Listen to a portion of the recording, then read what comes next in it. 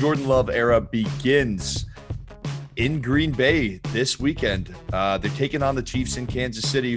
What's your read on Jordan Love, Matt? I've got no idea. Hello and welcome to Monkey Knife Fight Live, folks. I'm Connor Roundtree, and today we're joined by one of the premier fantasy minds in the business. Absolutely ecstatic to have him on the show. It's Matthew Berry, folks. Matthew, tell us a little bit about the Fantasy Life newsletter and just, are you excited to be here? Monkey Knife Fight has come along as joined the Fantasy Life newsletter as the official player props partner of the newsletter. So very exciting. You can go to fantasylife.com, click on newsletter, and you get the newsletter. It's 100% free. It comes to your email box every single day. Peter Overzet writes it with a bunch of contributors. He does a great job with it. It's basically news and nuggets, everything you need to know for fantasy football for that day. It's a quick and easy read, bunch of analysis, articles, links, tweets, just basically what you need to get for the day. And again, Monkey Knife Fight is a proud presenting sponsor. We're really thrilled of the partnership here, so I'm here to help celebrate that. And if you check out if you go to the newsletter, there's a free contest there that's exclusively for newsletter subscribers. So check that out at again fantasylife.com/newsletter. Yeah, folks, make sure you get on that today. I bet you there's one team in the NFL that wishes they were on the bye week this week, and that's the Green Bay Packers, missing Aaron Rodgers, out with COVID. Yikes. It's Jordan Love. The Jordan Love era begins in Green Bay this weekend. They're taking on the Chiefs in Kansas City. What's your read on Jordan Love, Matt? I've got no idea. Absolutely no clue. I think anyone saying that they have an idea is lying. We have very limited, film on Jordan Love as a Green Bay Packer. Very limited. And, it's all, it's preseason stuff. And it's so no idea what's going to happen with this kid. Here's a positive. The Chiefs over the last 4 weeks are 20th against the pass.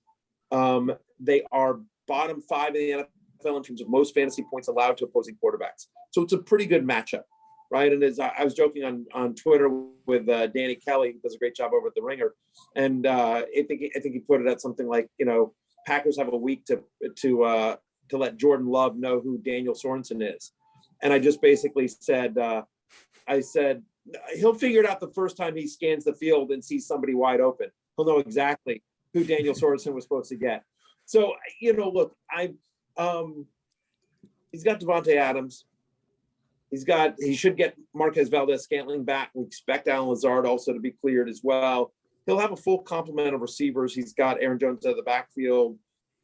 But on the other hand, there's two things about this game, right? Number one is that do you think like, hey, you know what? It's his first start and there's so much attention on it, especially because of Aaron Rodgers and why he's not playing the game, and there's all sorts of controversy around that. Why don't we just run the ball? We got Aaron Jones, we got A.J. Dillon, we got two guys that we like a lot and we have a lot of confidence in, and that has the added benefit of, by the way, keeping Patrick Mahomes in that offense on the other sideline, right? And so if you think about how I'm taking your question and expanding it here, but if you think about how teams have been playing the Chiefs, and, Eli Manning made a great point. I don't know if you guys watched the Manning cast last week. This is not company man stuff. Like, I just think it's great. I think Peyton and Eli are just awesome. And I think it's, one of the best things we do at ESPN already. But Eli made the point that basically, like, teams are starting to play Kansas City, and same with Peyton. They both made this point that the way teams are playing Kansas City, and we've seen it over the last couple of national games, teams are playing too high safety. And they're like, we're not going to give the big play. And if we have to score, if we have to give up a touchdown to the Chiefs, we're going to make them run 6.5, 7 minutes off the clock and dink and dunk their way down the field rather than giving it up in 45 seconds because Tyreek Hill gets one-on-one matchup and just beats a guy. So I think the Packers, both on the defensive side of the ball and how they attack the game offensively, just want to slow it down and limit the number of possessions that the Chiefs get, because that's been a formula to beat Kansas City recently.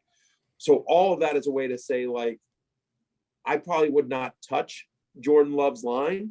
And I feel like for season-long fantasy football, the only Packers you can feel comfortable starting are Devontae Adams and Aaron Jones. I will say that I do think the line on Aaron Jones, 75.5, is high. He's averaging 57 rushing yards a game, and we expect a higher game script. But I also think I think his rushing is probably about the same. I think it's just an increase in AJ Dillon. So I would say less than what his current Monkey Knife Fight line is on Aaron Jones.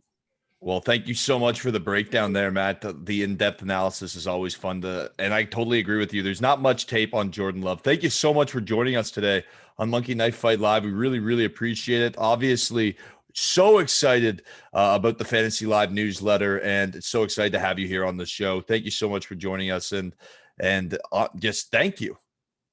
I appreciate it, man. Thanks for having me. I'm really excited about the partnership, and happy to spend a few minutes with you guys. Appreciate you putting up with my surroundings here. Anyway, a lot of luck to you guys. Appreciate it. I'm sure we'll talk soon. Thanks so much. We can't wait to have you back on the show, folks. That is Matthew Berry from Fantasy Life Newsletter, folks. I'm Connor Roundtree, and remember to hit it hard.